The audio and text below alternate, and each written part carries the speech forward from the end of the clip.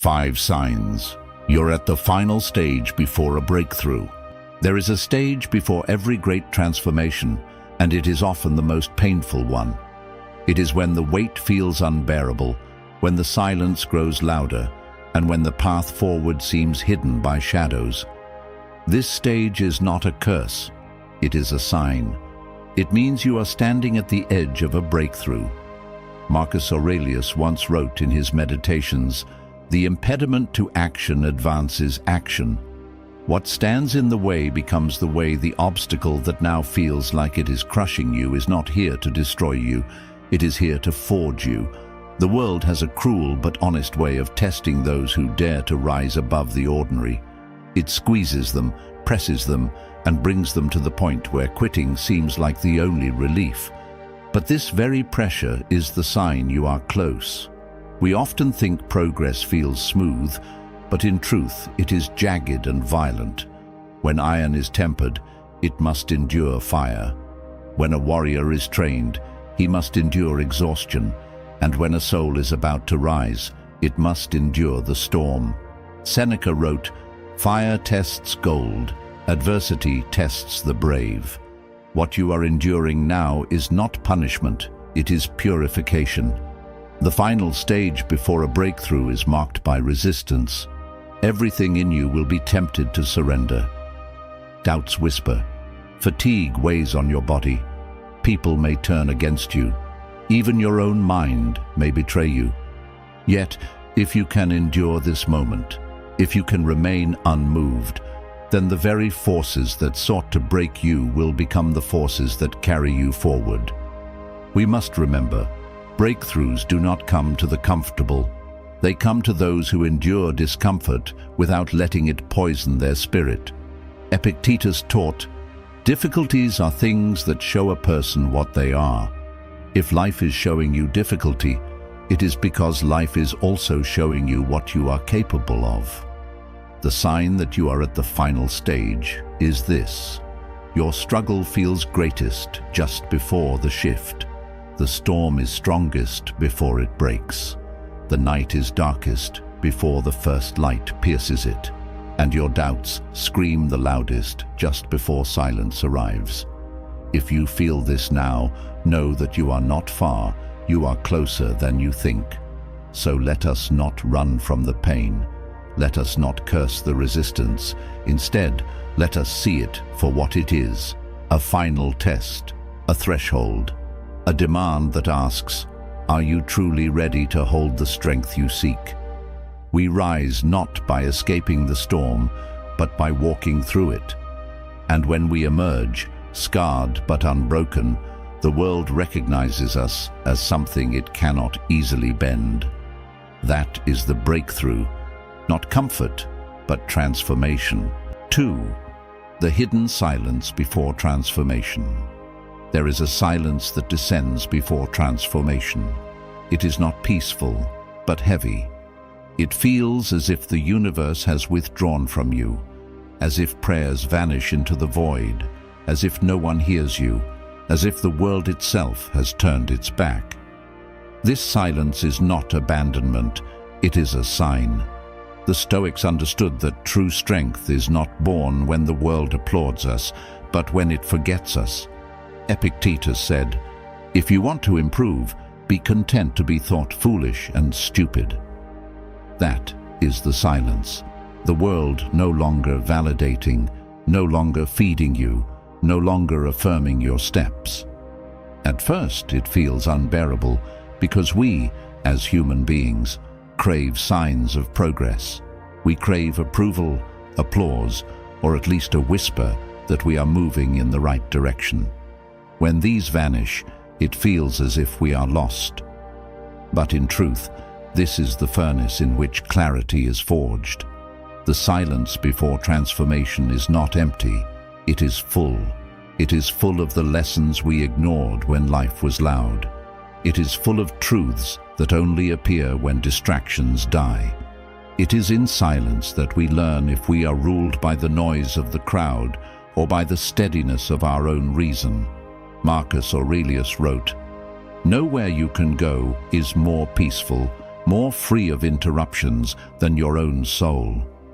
Yet most of us do not seek this place willingly. The universe or fate often pushes us into it.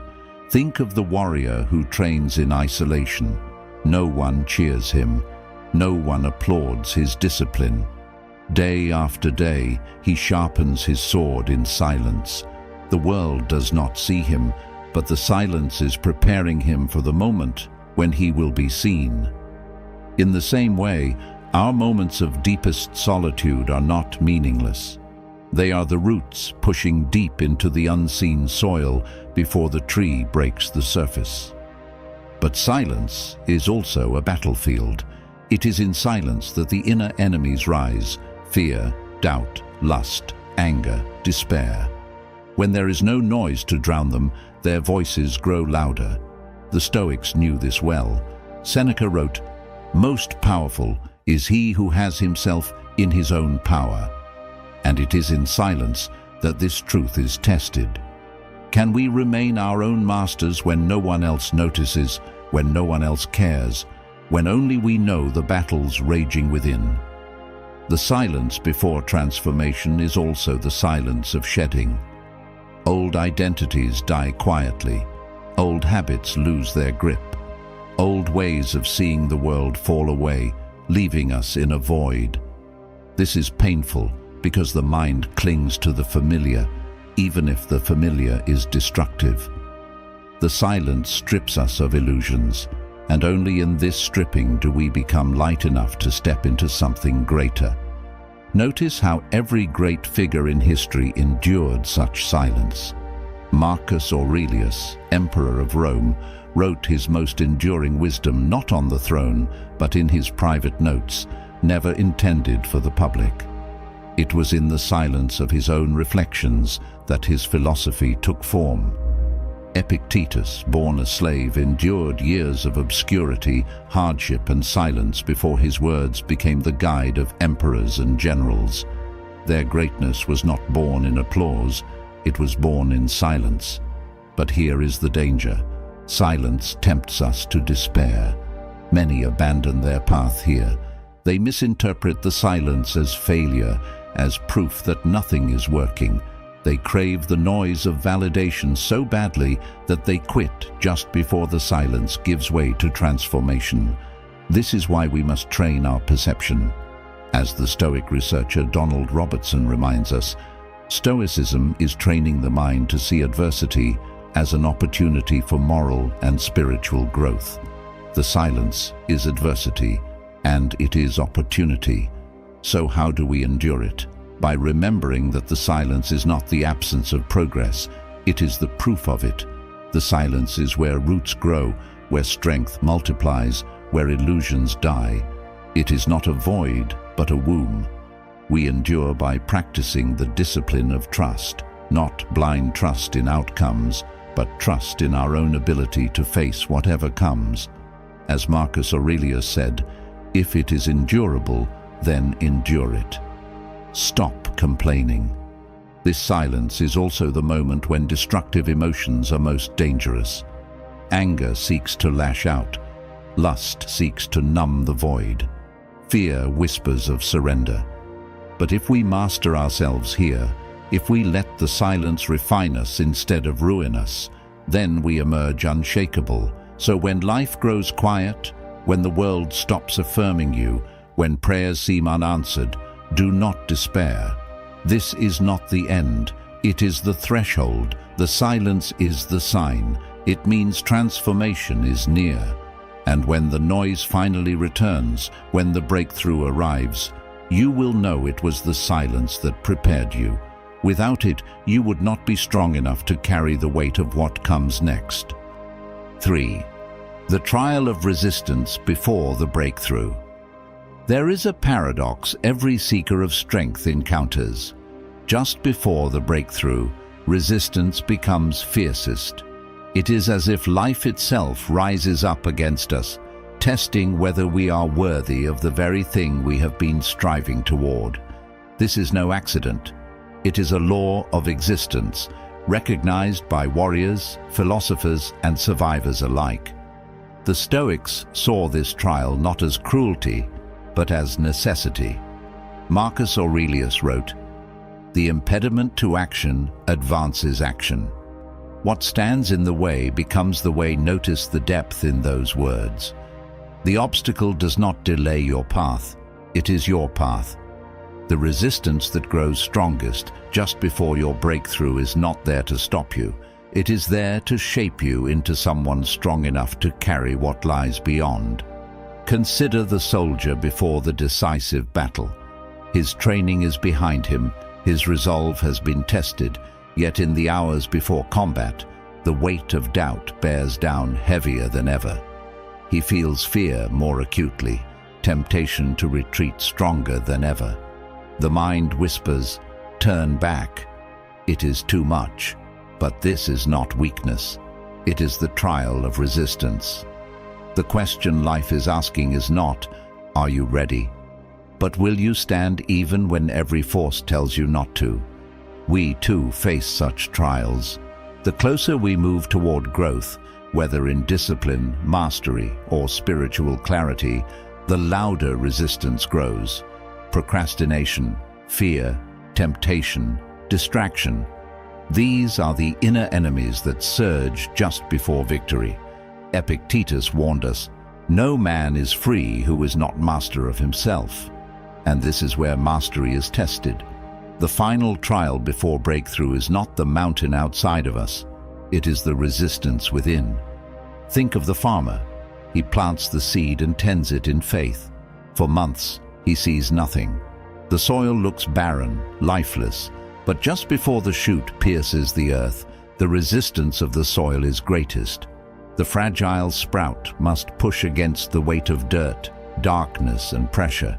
If it had consciousness, it might despair, but if it endures, it breaks through into light. In the same way, our lives press us hardest when we are closest to emergence. The very heaviness you feel may be proof that you are on the verge of growth. But here is the danger. Most people quit here. The trial of resistance feels unbearable. They interpret it as a sign that the universe is against them, that God has abandoned them, that their efforts have failed.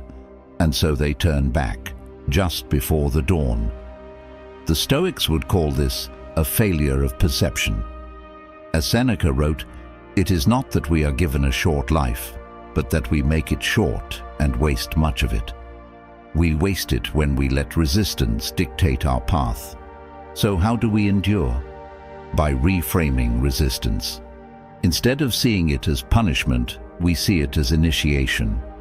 Resistance is proof of proximity to breakthrough. The fiercest storm comes before the clearing. The deepest darkness comes before dawn. The Stoic researcher Pierre Hadot observed, "Philosophy is a training for death." By this he meant, philosophy trains us to meet resistance without collapse, to endure suffering without losing ourselves.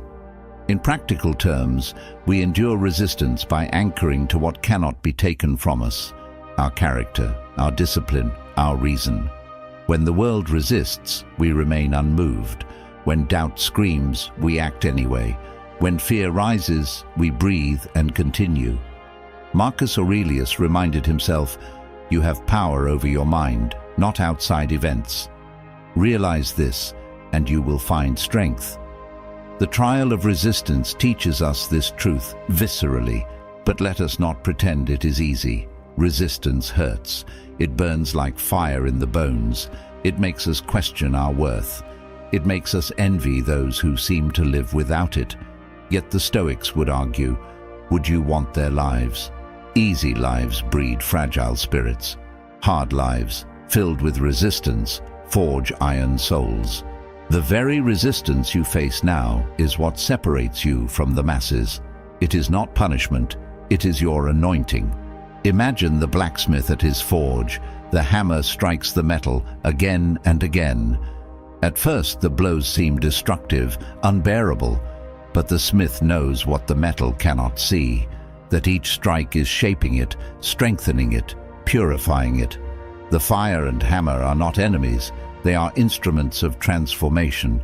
In the same way, Resistance is the hammer of life, and if we endure, we emerge unbreakable. Another Stoic, Musonius Rufus, taught, "No man is fit for great deeds unless he has been trained by hardship." Resistance is hardship, and it is your training ground. The very fact that it has intensified is evidence that greatness is near. You are being tested because you are close. Get exclusive content and deeper insights. Join our membership today. Link in the description. 4.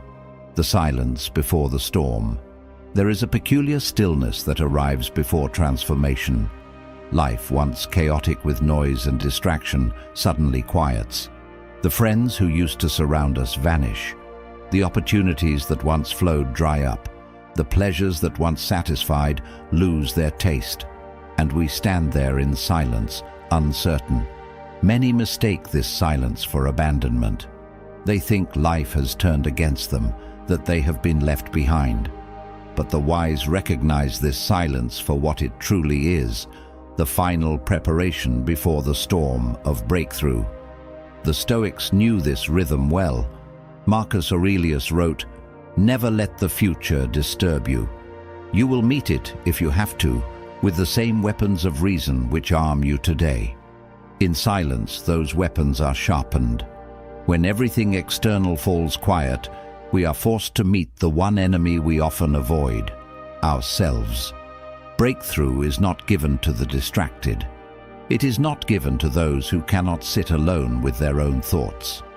Seneca observed, "To be everywhere is to be nowhere." Many live like this, fleeing from themselves, filling their lives with constant motion so they do not have to face their emptiness. But before a true breakthrough, that escape is denied. Life strips away the noise. It isolates us. It forces us into silence. And in that silence, we learn whether we are ready. This is the silence before the storm, a calm that tests us more deeply than any noise ever could. Because in silence, the voices of fear grow louder. In silence, the doubts we have buried rise up. In silence, the questions we have avoided demand answers. Who are you really? Why do you endure? What do you live for? This moment is terrifying for many.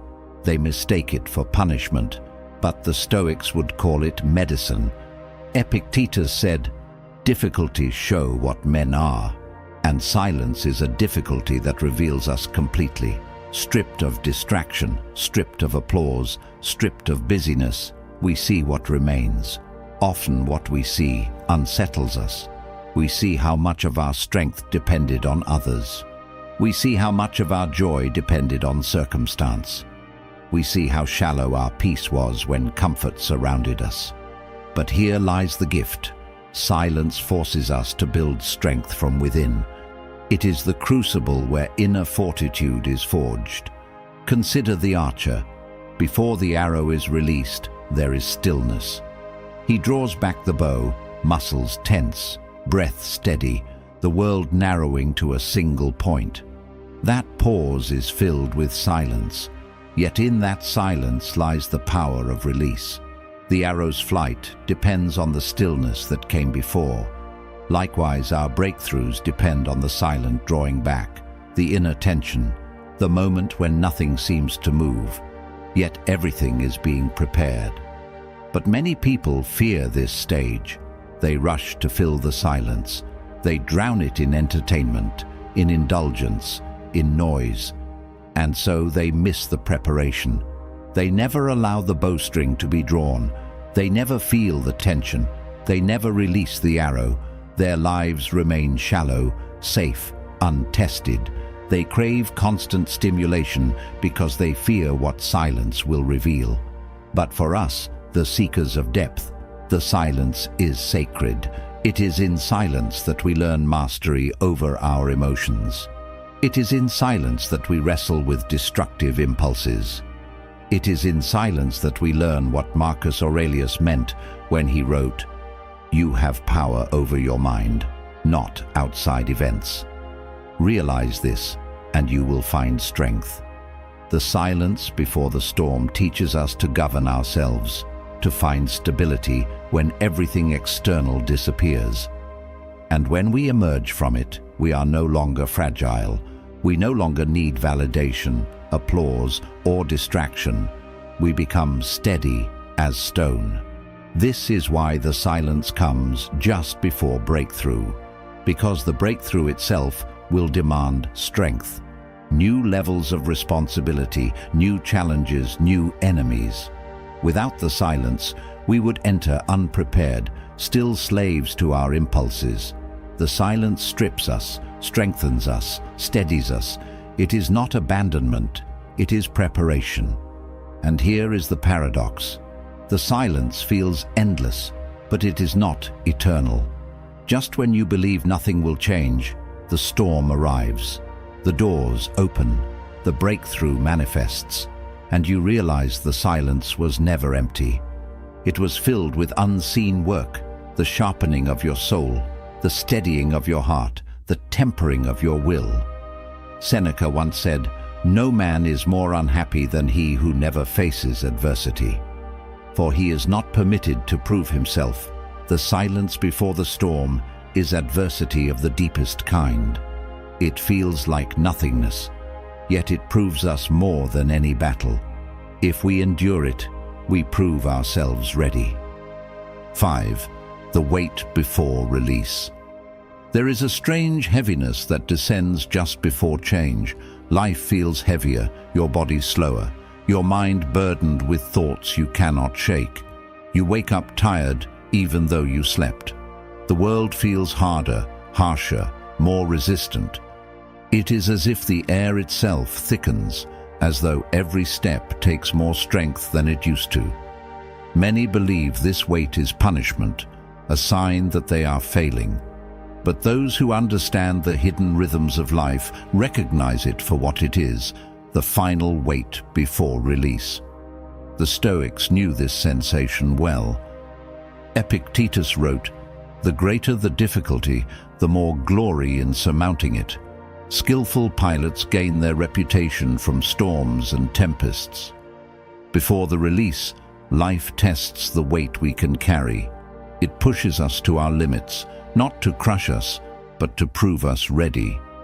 Like an athlete loading their muscles before a leap, the heaviness is the tension required for the launch. Think of a bow being drawn. The string stretches back, the wood bends under pressure. The tension builds until it feels as though it cannot hold another ounce of strain. And then, release. The arrow flies farther than it ever could without that weight. Life works the same way. Before the breakthrough, there is tension, heaviness, resistance. The more powerful the release to come, the greater the weight beforehand. Marcus Aurelius, who ruled the greatest empire of his time, understood this intimately.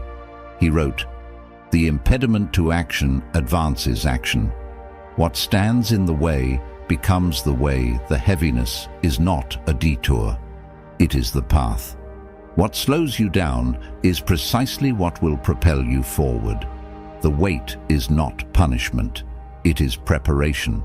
Yet most people misinterpret this stage. They grow bitter under the heaviness. They see it as a sign they should give up. They mistake the test for failure. But imagine if the bowstring snapped just before release. Imagine if the archer, tired of holding the tension, let go too soon. The arrow would fall weakly to the ground, never reaching its mark. That is what happens when we give up in the stage of heaviness. The breakthrough was close, but the endurance failed. Seneca warned against this kind of weakness when he wrote, "It is not that we have a short time to live, but that we waste a lot of it. When the heaviness comes, many waste it in complaint, in distraction, in despair. But the wise use it. They see the weight as the sharpening of their endurance.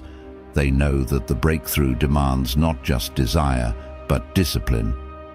Consider the blacksmith forging steel. The hammer falls again and again. Each strike is heavy, each blow exhausting. But without that weight, the metal remains brittle, untested, weak. Only through the repeated heaviness does the steel gain its strength. Likewise, when life feels like one blow after another, when the hammer falls on us again and again, it is not destroying us, it is forging us. But here lies the paradox. The heaviness often comes when we least expect it. Just when progress seems near, just when doors appear about to open, the burden grows greater. And so doubt whispers, why now? Why, when I am so close, does life grow harder? The answer is simple. The breakthrough demands a stronger version of you. Without the final weight, you would enter it fragile, unable to bear what comes next. The heaviness is not delaying the breakthrough. It is ensuring you will not collapse under its weight once it arrives. This is why so many never see their transformations. They quit in the wait stage. They mistake the test for rejection. They walk away just before the release. Epictetus warned, "No great thing is created suddenly." The final wait is proof that greatness takes time. It is proof that you are on the edge of something vast. If you feel this now, if you feel the heaviness pressing down on your chest, if every step feels slower, if your mind feels clouded with resistance, do not despair. This is the sign. This is the wait before release. It is supposed to feel unbearable because it is stretching you beyond what you thought possible. Remember, the strongest trees grow in the harshest winds. The deepest roots form where storms are fiercest. The heaviness you feel is deepening your roots, strengthening your core, preparing you for winds you cannot yet see. The release will come, but only if you endure. If these words struck something within you, remember this: strength is not built in comfort, but in the fire you endure in silence. We walk this path together, one lesson, one struggle, one victory at a time. So stay with me. More is coming, and the next step may be the one that changes everything. Until then, hold the line.